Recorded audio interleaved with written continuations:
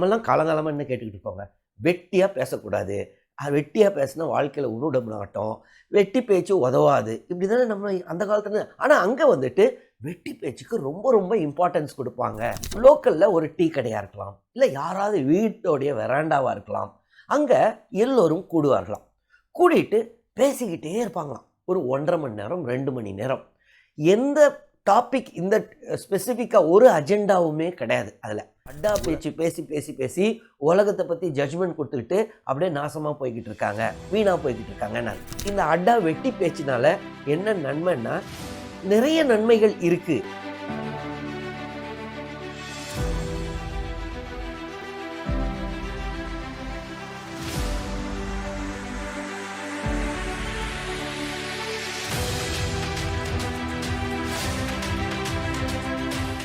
வணக்கம், இஸ்ரேல் ஜபசி. நான் civil service exam pass பண்ணதுக்கப்புறம் லபாஸ்னால Lal Bahadur Shastri National Academy of Administration Mussoorie அங்கே ட்ரைனிங் இருந்துச்சு. ட்ரைனிங் முடிச்சதுக்கப்புறம் என்னுடைய ஸ்டேட் கேடர்னு சொல்லுவோம், வெஸ்ட் பெங்கால். ஸோ அங்கே போனதுக்கப்புறம் அங்கேயும் கொஞ்சம் ட்ரைனிங் இருந்துச்சு. வெஸ்ட் பெங்காலை பற்றி தெரிஞ்சுக்கிறதுக்காக அங்கே ஒரு 4 மாதம் ட்ரைனிங் இருக்கும். ஸோ அது எங்கே நடக்கும்னா, அட்மினிஸ்ட்ரேட்டிவ் ட்ரைனிங் இன்ஸ்டியூட் கல்கட்டாவில், சால்ட் லேக்ன்ற பகுதியில். ஸோ அந்த ட்ரைனிங் போயிட்டு இருக்கும்போதே அப்போ வெஸ்ட் பெங்காலுடைய culture, West Bengal related information அதெல்லாம் பற்றி ட்ரைனிங் கொடுப்பாங்க. அதே சமயத்தில் ஒரு 2 months அட்டாச்மெண்ட் இருக்கும். எங்கன்னா ஷால்போனி அப்படின்னு அங்கே வந்து ஒரு லேண்ட் ட்ரைனிங் இன்ஸ்டியூட் இருக்குது, ஒரு அகாடமி இருக்குது, கவர்மெண்ட்டே நடத்துறது. வெஸ்ட் பெங்காலில் லேண்ட் வந்து ரொம்ப ரொம்ப முக்கியம். ஏன்னா லேண்ட் ரிஃபார்ம்ஸ்லாம் அங்கே தான் ஸ்டார்ட் ஆச்சு. பிரிட்டிஷ் அட்மினிஸ்ட்ரேஷனே அங்கே தான், வெஸ்ட் பெங்காலில் தான் ரொம்ப இதாக பண்ணது. இந்த கான்வெல்லிஸ் இவங்கெல்லாம், ஸோ அவங்கெல்லாம் தங்கின இடம் இந்த மாதிரிலாம் இருக்குது அந்த ஏரியாவில். ஸோ அங்கே ட்ரைனிங் போனப்போ டெய்லி எங்களுக்கு என்னென்னா, அந்த லேண்ட் ட்ரைனிங்கில் டெய்லியும் காலையிலே ஒரு 6-6:30 கிளம்பிடணும். சைக்கிளில் தான் போவோம். அந்த மாட்டின்னு சொல்லுவோம், மாட்டின்றது ஃபார்ம் லேண்டு. ஸோ அங்கே அப்பானா எம்டியாக இருக்கும் அந்த டைமில், எனக்கு ஒரு டிசம்பர் ஜனவரின்னு நினைக்கிறேன். அப்போ எந்த இதுவும் இல்லை. அங்கே அந்த லேண்டு மெஷர்மெண்ட்லாம் எப்படி பண்ணுறது. ஸோ இப்போ ஒரு 2 பேருக்கு மத்தியில் லேண்டு டிஸ்பியூட் வருதுன்னு வைங்களேன். அப்போது நம்ம ஒரு சப் கலெக்டராக இருக்கும், நமக்கும் தெரியணும் மெஷர் பண்ணி யாருக்கு எவ்வளோ லேண்டுன்னு. ஸோ அந்த டீட்டெயில் ட்ரைனிங் இருக்கும். ஸோ காலையிலேருந்து ஒரு 11-12 மணி வரைக்கும் லேண்டில் தான் இருப்போம், மாட்டியில். அதற்கப்புறம் திருப்பி சைக்கிள் எடுத்துகிட்டு வந்து இன்ஸ்டியூட் வந்துடுவோம், ட்ரைனிங் இன்ஸ்டியூட்டு. அங்கே லஞ்ச் சாப்பிட்டு மதியானம் கிளாஸஸ் இருக்கும் லேண்ட் ரிலேட்டட் ட்ரைனிங்கில். இப்படி இருக்கும்போது ஸோ அது டெய்லியும் ஏறக்குறை ஒரு 4-5 மணி நேரம் அந்த மாட்டியில் இருப்போம் பகல்லலாம். அப்போது அங்கே கூட WBCS ஆஃபீஸர்ஸ்க்கும் ஐஏஎஸ் ஆஃபீஸர்ஸ்க்கும் சேம் இது ட்ரைனிங். ஸோ அப்போ என் கூட என் குரூப்பில் ஒரு WBCS ஆஃபீஸர் தான். ஸோ அவங்ககிட்ட தான் பேசிக்கிட்டே இருப்பேன். ஏன்னா நம்ம புதுசாக ஒரு ஸ்டேட்டுக்கு வந்திருக்கோம், இந்த மக்கள் எப்படி, இந்த கல்ச்சர் எப்படி. ஸோ அவன்கிட்ட பேசிக்கிட்டே இருக்கும்போது ஒரு நாள் சொன்னால், நம்ம ஆக்சுவலாக வந்துட்டு அட்டா தான் பண்ணிக்கிட்டு இருக்கோம் அப்படின்னா. அது என்ன அட்டா அப்படின்னு கேட்டேன். ஸோ அவன் இங்கிலீஷில் என்னதுன்னா, அதாவது யூஸ்லெஸ் டாக்கு அப்படின்னா. கேட்டவுடனே நீ எரிச்சல் வச்சு, என்னடா அது நம்ம எவ்வளோ நல்லா பேசிக்கிட்டு இருக்கோம், இவன் என்னன்னா யூஸ்லெஸ்ஸாக பேசிக்கிட்டு இருக்கோன்னு சொல்கிறேன் நான். உடனே அவன்கிட்ட சும்மா நான் திரும்பி கேட்டேன், அது என்ன அட்டான்னு. உடனே அவன் சொன்னான், இல்லை சார், இது ரொம்ப ரொம்ப ஃபேமஸ்ஸு, கல்கத்தாவில் தான் இது ரொம்ப ஃபேமஸ்ஸு, ஆனால் இன்றைக்கி பெங்கால் ஃபுல்லாக இருக்குது அட்டா அப்படின்னா. அதாவது அட்டாக்கு இன்ன வரைக்கும் என்னால் சரியான தமிழாக்கம் இல்லை, கரெக்டான இது வெட்டி பேச்சு ஏறக்குறைய அதுக்கு ஈக்குவலாகும். இல்லை அரட்டை கூட கொஞ்சம் இன்னும் சொஃபஸ்டிகேட்டடாக போகுது. இந்த வெட்டி பேச்சு தான் அதுக்கு ஏறக்குறைய ஃபிட்டாகிற வார்த்தை இந்த அட்டா. அவன் என்ன சொல்லுவான்னா, கல்கத்தாவில் அட்டா வந்துட்டு ரொம்ப ரொம்ப முக்கியமாக. ஒவ்வொரு பெங்காலியும் டெய்லியும் ஈவினிங் வந்துட்டு வந்து ஆஃபீஸ் முடிச்சுட்டு வந்த உடனே, எங்கே வேலைக்கு போகிறாங்களோ வந்த உடனே லோக்கலில் ஒரு டீ கடையாக இருக்கலாம், இல்லை யாராவது வீட்டோடைய வெராண்டாவாக இருக்கலாம், அங்கே எல்லோரும் கூடுவார்களாம். கூடிட்டு பேசிக்கிட்டே இருப்பாங்களாம். ஒரு 1.5 மணி நேரம் 2 மணி நேரம். எந்த டாபிக் இந்த ஸ்பெசிஃபிக்காக ஒரு அஜெண்டாவுமே கிடையாது. அதில் உலக நடப்புகளாக இருக்கலாம், இல்லைன்னா ஸ்போர்ட்ஸை பற்றி இருக்கலாம், எல்லா டாப்பிக்கை பற்றியும் ஒரு நாளில் அலசிடுவாங்களாம். ஒரு காசிப்பாக, சினிமா காசிப்பாக இருக்கலாம், இந்த ஹீரோவை பற்றி இருக்கலாம், அந்த ஹீரோயினை பற்றி இருக்கலாம், இல்லை ஒரு லேட்டஸ்ட் இன்வென்ஷனை பற்றி இருக்கும், பாலிட்டிக்ஸை பற்றி இருக்கும். ஸோ இந்த மாதிரி இது வந்து part and parcel of Bengali culture. இது வந்துட்டு வெறும் மிடில் கிளாஸ் மட்டும் கிடையாது. அப்போது சீஃப் மினிஸ்டர் பார்த்திங்கன்னா புத்ததேவ் பட்டாச்சாரியா. அவன் என்ன சொல்லுவான்னா, புத்ததேவ் பட்டாச்சாரியா அவருக்கே ஒரு அட்டா குரூப் இருக்கும், அவங்க வீட்டில் கூடுவாங்க. இந்த மாதிரி பல பேர், சத்யஜித் ரே அப்படின்னு ஒரு முன்னால் ஒரு பெரிய ஃபிலிம் டைரக்டர், அவருக்கு ஒரு அட்டா குரூப் இருக்கும். ஸோ வெஸ்ட் பெங்காலில் பார்த்தீங்கன்னா, குறிப்பாக கல்கத்தாவில் அட்டா பாயிண்ட்ஸ் அப்படின்னு எல்லார் தெருவுலையுமே ஒரு அட்டா பாயிண்ட் இல்லாமல் இருக்காது அப்படின்னா இது ஃபஸ்ட்டு எனக்கு கேட்க ஒரு மாதிரி ஆச்சரியமாக இருந்துச்சு. அது எப்படி வெட்டி நம்மெல்லாம் காலங்காலமாக என்ன கேட்டுக்கிட்டு இருக்கோங்க, வெட்டியாக பேசக்கூடாது, வெட்டியாக பேசினா வாழ்க்கையில் உருட மாட்டோம், வெட்டி பேச்சு உதவாது, இப்படி தானே நம்ம அந்த காலத்துல. ஆனால் அங்கே வந்துட்டு வெட்டி பேச்சுக்கு ரொம்ப ரொம்ப இம்பார்ட்டன்ஸ் கொடுப்பாங்க அப்படின்னா அது வந்து பர்பஸ். ஒருத்தருக்கு அந்த மோட்டிவே இருக்காது அந்த டாக்ஸில். இது அன்னைக்கு பேச போகிற பேச்சு எதுன்னு யாருக்குமே தெரியாது. ஆட்டோமேட்டிக்காக ஃப்ரீ ஃப்ளோ ஆஃப் டாக்ஸ். அதுமாதிரி ஒருத்தர் தான் பேசுவாங்கலாம் கிடையாது, எல்லோரும் பேசுவாங்க, எல்லோருக்கும் வாய்ப்பு. சண்டை ஆனால் எக்ஸ்சேஞ்சஸ் நடக்கும், ஆனால் அதனால் சண்டைலாம் கிடையாது. ஸோ அது ஒரு மாதிரி மெச்சூர்டு செரிப்ரல் எக்ஸசைஸ் அப்படின்னா, அதாவது மூளைக்கு ஒரு இது ஒரு 1.5 மணி நேரம் 2 மணி நேரம் பேசுவாங்க, அதுக்கப்புறம் தான் வீட்டுக்கு போவாங்க அப்படின்னா. ஸோ இதை பற்றி இதை கேட்டோன்னே ஃபஸ்ட்டு எனக்கு ரொம்ப ஆச்சரியமாக இருந்தாலும் பின்னாலே நான் பெங்காலில் இருந்தப்போ பெங்காலிஸோடைய லைஃப் ஸ்டைலே வேறு மாதிரி இருக்கும். ஈவினிங் பார்த்திங்கன்னா ஒரு 5:30 6 மணிக்கு மேலே நம்ம வெளியில் அந்த ஈவினிங்கில் பார்த்தா ஃபுல்லாக ரிக்ஷாஸ் தான் அங்கே நிறையா இருந்துச்சு. நான் இருந்த டைமில் இப்போ எப்படி இருக்கு தெரில. ரிக்ஷாஸில் போயிட்டு இருப்பாங்க, ஸ்வீட் கடையில் போயிட்டு ரசகுல்லா சாப்பிட்டுட்டு இருப்பாங்க, பக்கத்துலேயே ஃபார்மசியில் போய் மருந்து வாங்கிப்பாங்க, அங்கங்கே கிளப்ஸ் இருக்கும், ஆர்ட்ஸுக்கு நிறைய இம்பார்ட்டன்ஸ் கொடுப்பாங்க, புக்ஸு படிக்கிறதுல அவங்க இன்றைக்கும் பார்த்திங்கன்னா இந்த புக் ஃபேர்ஸ்லாம் இருக்குல்ல, எங்கே இந்தியாவிலே ஜாஸ்தி புக்ஸ் விற்கும்னா பெங்காலில் தான். ஸோ கல்கட்டா புக் ஃபேர் தான் ரொம்ப ஃபேமஸ்ஸு. ஸோ எல்லோரும் புத்தகம் படிப்பார்கள். ஸோ இந்த மாதிரி கல்ச்சரில் இந்த அட்டாவும் ஒரு இன்ஹெரண்ட் கல்ச்சர். அதாவது இந்த வெட்டி பேச்சும் அவங்க அதை வந்து ரொம்ப செரிஷ் பண்ணுறாங்க. இதை ஏன் செரிஷ் பண்ணுறாங்கன்னா, இந்த அட்டா இந்த கல்கத்தாவிலேருந்து பின்னாளில் பெரிய பெரிய யூனிவர்சிட்டிஸ் போயிருப்பாங்க யூஎஸில். அவங்க எல்லாருமே பெங்காலை பற்றி மிஸ் பண்ணுறதுல எது முக்கியம்னா ஃபஸ்ட்டு அட்டாவை சொல்லுவாங்க, அப்புறம் தான் அவங்களுடைய ஃபேவரட்டான துர்கா பூஜா, 3வது தான் ரசகுல்லா. ஸோ அட்டா அது ஏன் அங்கே ஆரம்பிச்சதுன்னா இதற்கு என்ன காரணம் சொல்கிறாங்கன்னா 1757 ஏடி பேட்டில் ஆஃப் பிளாசி. ஸோ இந்த பேட்டில் ஆஃப் பிளாசி மூலமாக தான் ஈஸ்ட் இந்தியா கம்பெனி வந்துட்டு பெங்கால் ஏரியாவை பிடிக்கிறாங்க. ஸோ அதற்கப்புறம் அவங்க இந்த ஹூக்ளி நதி கரையில் வந்துட்டு ஒரு சின்ன டவுனை டெவலப் பண்ணுறாங்க. ஏன்னா இவங்க வந்துட்டு ஃபோர்ட் வில்லியம் அப்படின்னு ஒன்று எஸ்டாப்ளிஷ் பண்ணுறாங்க இவங்க சோல்ஜர்ஸ்லாம் இருக்கிறதுக்காக. சென்னையில் பார்த்தீங்கன்னா அது அப்போ மெட்ராஸு, ஃபோர்ட் செயின்ட் ஜார்ஜ், அதே மாதிரி கல்கட்டாவில் ஃபோர்ட் வில்லியம். ஸோ அப்போ அந்த ஈஸ்ட் இந்தியா கம்பெனிக்குனால நிறைய பேருக்கு வேலை கிடைக்க வாய்ப்பு இருக்குல்ல. ஸோ அதனால் கொஞ்சம் கொஞ்சமாக நிறைய பெங்காலிஸ் சுற்றி உள்ளவர்கள்லாம் இந்த கல்கட்டா பகுதி இந்த புதிய டவுனுக்கு வந்து செட்டில் ஆகிறாங்க. புதுசாக ஒரு இது வருது, அட்மினிஸ்ட்ரேட்டர்ஸு, கிளர்க்ஸு, மெர்ச்சன்ட்ஸும் நிறையா வராங்க, நிறைய வாணிபம். ஏன்னா இங்கே நிறைய வாணிபம் பண்ணலான்னு. ஸோ இந்த மாதிரி ஒரு அப்பர் கிளாஸ் ஒன்று டெவலப் ஆகுது. சாதாரணமாக ஒரு லேண்ட் லார்ட்ஸ் இருப்பாங்க, லேண்டு லெஸ் லேபரர்ஸ் இருப்பாங்க, 2 கிளாஸ் தான் இருந்துச்சு. ஆனால் இப்போ புதுசாக ஒரு கிளாஸ் வந்துக்கிட்டு இருக்கு.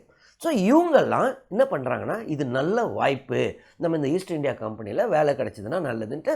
ஸோ கொஞ்சம் கொஞ்சமாக அவங்களுடைய எண்ணம் என்னென்னா, நம்மளுடைய பிள்ளைங்களையும் இந்த ஈஸ்ட் இந்தியா கம்பெனியில் சேர்க்கணும்.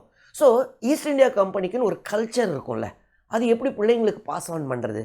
அதனால் அந்த ஒத்த எண்ணம் உடைய மக்கள் ஈஸ்ட் இந்தியா கம்பெனியில் வேலை செய்கிறவங்கெல்லாம் யார் வீட்லையாவது கூடுவாங்களாம்.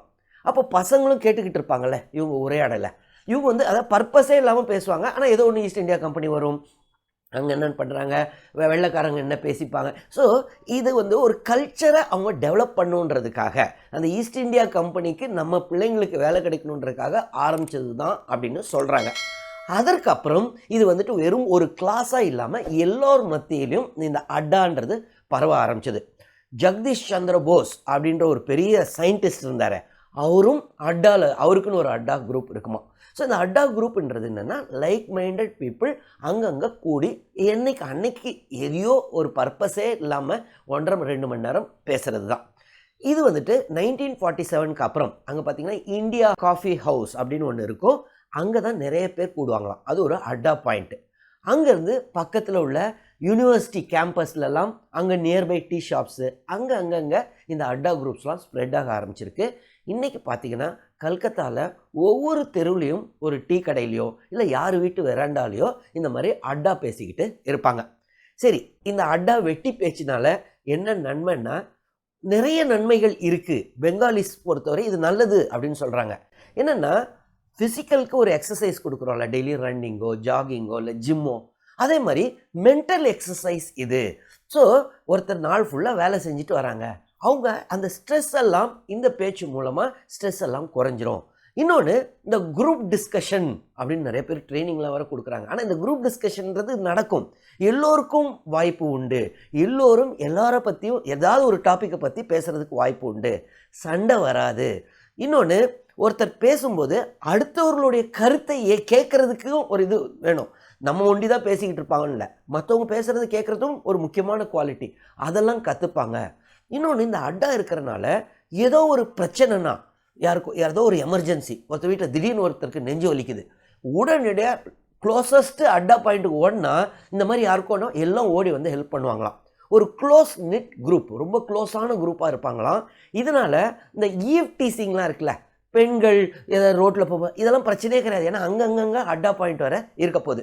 ஸோ இந்த அட்டான்றது ரொம்ப ரொம்ப நல்ல விஷயம் அப்படின்னு தான் பெங்காலிஸ் நினைக்கிறாங்க. சரி, இவ்வளோ நன்மைகள் இருக்குன்னா அப்போ இந்த college WhatsApp group, school WhatsApp group, இந்த மாதிரி நிறைய வாட்ஸ்அப் குரூப் இருக்கும், ரிலேட்டிவ்ஸ் வாட்ஸ்அப் குரூப்பு. ஸோ இந்த மாதிரி வாட்ஸ்அப் குரூப்பும் அட்டா தானா? அட்டாவுடைய பயன்கள்லாம் கிடைக்குமானா, என்னை பொறுத்தவரை அது அட்டான்ற அந்த அட்டா கிராமரில் அது ஃபிட் ஆகாது. ஏன்னா வாட்ஸ்அப் குரூப்லலாம் பார்த்தீங்கன்னா நிறைய பேர் பேச மாட்டாங்க, ஒரு 2-3 பேர் தான் பேசுவாங்க, மோஸ்ட்லி சண்டையில் முடியும், நிறைய பேர் குரூப் விட்டு வெளியில் போவாங்க. அட்டாவை பொறுத்தவரை அந்த மாதிரி சண்டைலாம் வராது, எக்ஸ்சேஞ்ச் இருக்கும், எல்லாத்த பற்றி உலக நடப்புகள் பற்றிலாம் பேசுவாங்க, ஆனால் சண்டைலாம் போட்டுக்கிட்டு இருக்க மாட்டாங்க. சரி, அப்போ டாஸ்மாக்லலாம் அதெல்லாம் அட்டா குரூப்பா? அதுவும் அட்டா குரூப் கிடையாது. சாதாரணமாக அட்டா குரூப் எங்கன்னா மோஸ்ட்லி டீ கடையில் இருக்கும், ரொம்ப காசு கம்மியாக இருக்கிற இடம். ஏன்னா 1.5 மணி நேரம் 2 மணி நேரம் இருக்கும்போது ஏதோ 1 டீ 2 டீ, ஸோ அவ்வளோதான். ஸோ அதனால் காசு கம்மியாக தான் இருக்கிற மாதிரி இடங்கள் தான். ஸோ டாஸ்மாக் வந்துட்டு அட்டா குரூப்பு கிடையாது. நம்ம சென்னையில் எது கொஞ்சம் கொஞ்சம் க்ளோஸாக அட்டா குரூப்புக்கு எது சிமிலர்னா, இந்த நிறைய பேர் காலையில் இந்த வாக்கிங் போவாங்களே குரூப்பாக, அவங்க ஏதாவது ஒரு டாப்பிக்கை பற்றி மாறி மாறி பேசிக்கிட்டே போவாங்க. அவங்க நடக்கிறது அந்த இது தெரியாமல் இருக்கிறதுக்காக. ஸோ கொஞ்சம் சிமிலர், ஆனாலும் அது அட்டாவோடைய இது கிடையாது. ஏன்னா இவங்களுக்கு நடக்கிறது தான் பர்பஸ் அங்கே. ஸோ அப்போ நடக்கும்போது ஒன்று பேசிப்போம் அப்படின்னு. ஆனால் அட்டாவில் பர்பஸே கிடையாது, ஒருத்தருக்கும் லாபம் கிடையாதுன்ற எண்ணத்தில் தான் வந்து உட்காருவாங்க. அவங்களே பொறுத்தவரை ஏதோ ஒரு வெட்டியாக பேசுவாங்க. கொஞ்ச நாளைக்கு முன்னாடி prime ministers economic advisory council அப்படின்னு ஒன்று இருக்குது, சஞ்சீவ் சன்யால். அவர் வந்துட்டு ஒரு பெங்காலி, ஆனால் வளர்ந்ததுலாம் டெல்லி.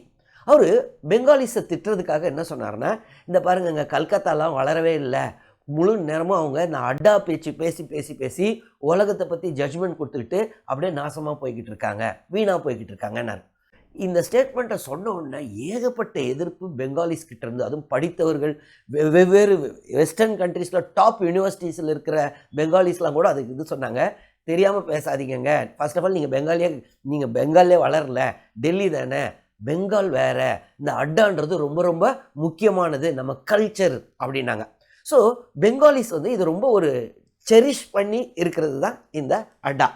இந்த பையன் நான் சொல்லிக்கிட்டு இருந்தேன், அந்த WBCS ஆஃபீஸர், அவனோட நான் பேசிக்கிட்டு இருக்கும்போது அவன் ஒரு கதை சொன்னான்.